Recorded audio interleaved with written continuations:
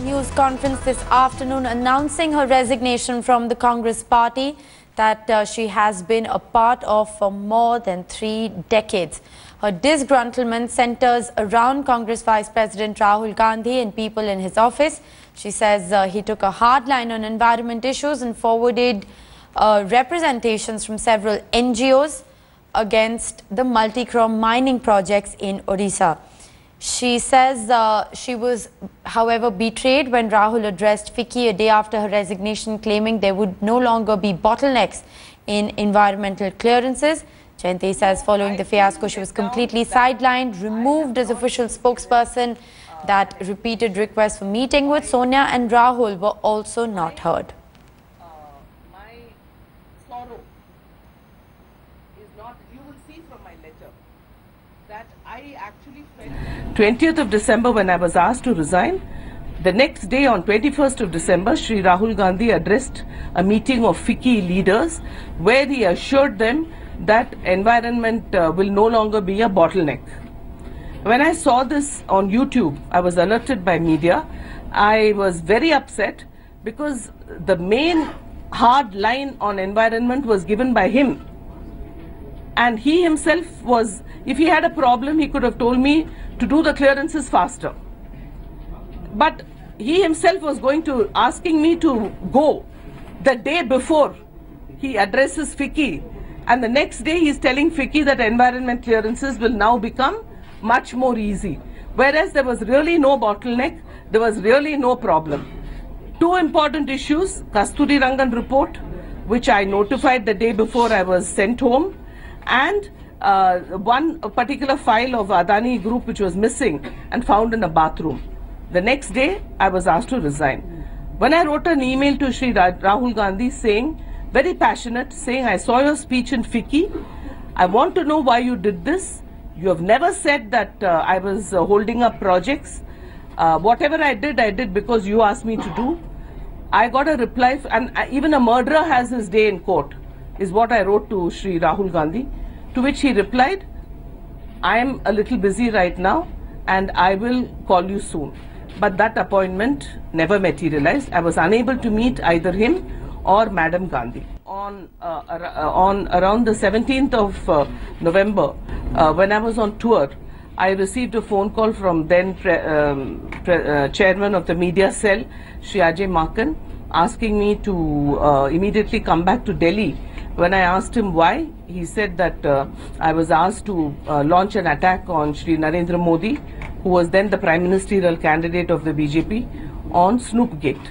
So I said that I was a minister, and after I had become minister, I had been stopped from doing press briefings, and it should not be taken as a view of government, and I should not, and I think the spokesperson should do it. But Shri Ajay Maken said that this was a view taken at the highest level. I also said I'm not happy because I think we should attack him on policy and not on issues such as this. But again, he repeated it was a view taken at the highest level, and therefore I was asked to return to Delhi, and against my own wishes, following the party high command, I attacked Shri Modi, and on television subsequently I was deputed only for this purpose to attack Shri Modi on Snoopgate. There was. No, certainly in cabinet, ministers who were dealing with those particular subjects, they took strong objection. Can you name them? No, I named it in the letter, please see. I've named it in the letter. So the ministers dealing with those subjects felt that I should make environment laws much more easy, so that it would be easier for that kind of investment to come in. But the party was very committed to tribal rights and to land acquisition, to forest rights. So I followed that line. Madam, as far as Snoopgate is concerned, madam, that's not a question to ask me. Madam, you mentioned about Snoopgate, madam. Tamil Is saying that as far as Snoopgate is concerned, you are forced to attack a person, whereas the merits are devoid of the whole thing. The பாருங்களேன், Snoopgate பொறுத்த வரைக்கும் nobody can be forced. Nobody tied me up and took me there. I'm saying I was not for it. I didn't want to do it.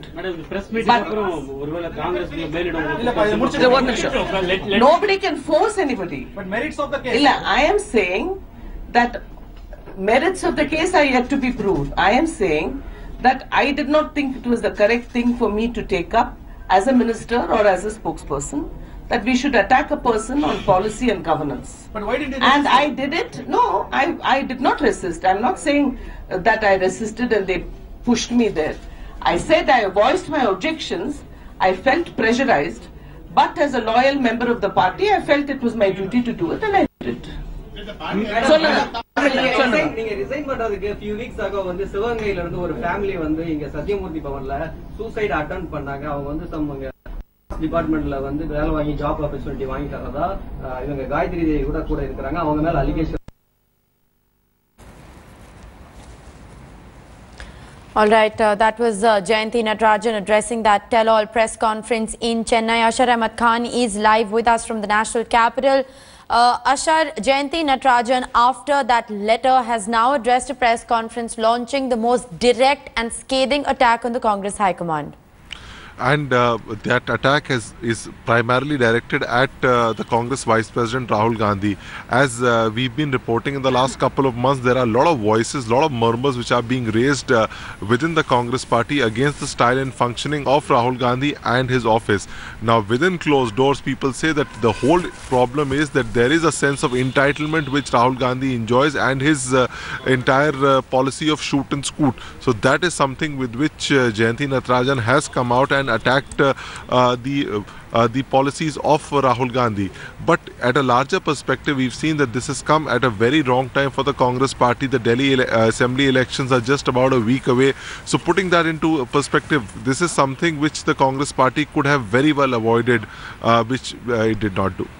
Well, absolutely. Also, you know, Ashar, the sense of entitlement that you're talking about is exactly what Jayanti Natarajan has repeatedly mentioned.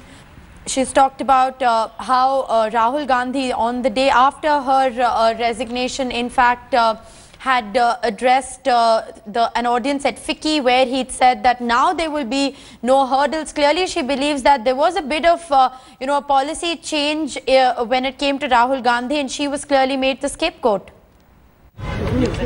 First of all, it is absolutely wrong that either Mrs. Sonia Gandhi or Mr. Rahul Gandhi ever interfered in the functioning of the UPA government. The ministers were free to take decisions.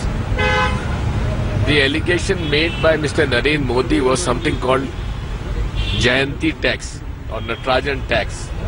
Now she has to reply and make it clear whether Mr. Narendra Modi's allegation was correct or not.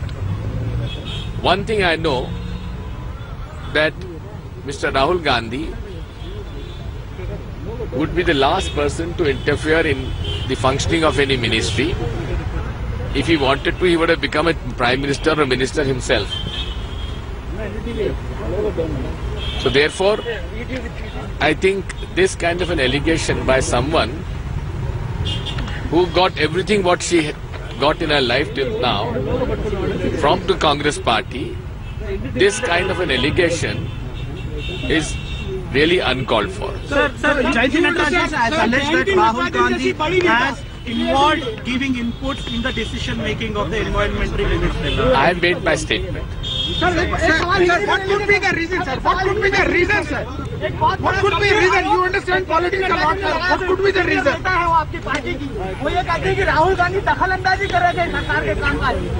मैं अपनी बात कह चुका हूं, उसको अब दोहराने की आवश्यकता नहीं है.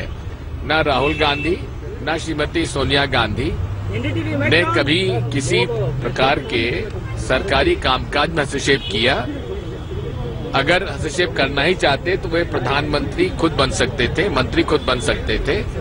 इसलिए ये सब बातें निरर्थक हैं.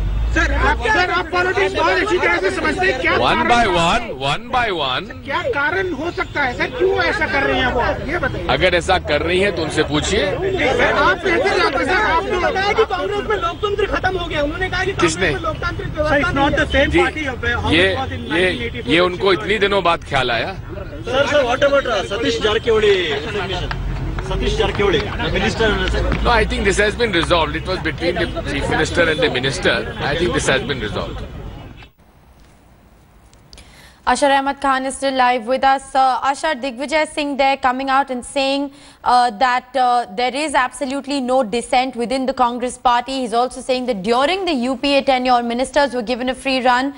There was no pressure that was put in them. Clearly, damage control too little too late. Well, as far as representations which were forwarded by the Congress President and the Vice President, that is a normal political process which takes place.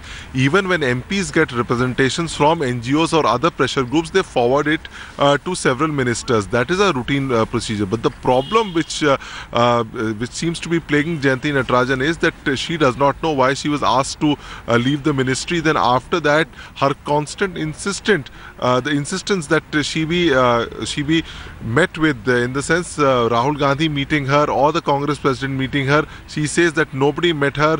There was no clarity about her career role within the party, within the organization. Now, putting all that into perspective, the entire thing was that perhaps had this thing been managed better, such a situation would not have arisen. Also, Ashar, if you could just tell us a little bit about, Jayanti Natarajan. She has in fact come out and very emotionally said that 4 generations of her family have served the Congress party. She is the 4th generation.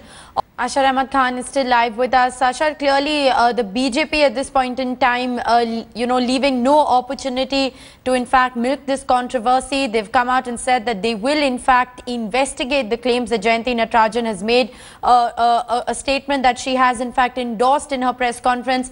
What I was asking you, Ashar, before I interrupted you was that tell us a little bit about the history of, Jayanti Natarajan with the Congress party. She says that, 4 generations of her family have served the Congress party. She's a primary member.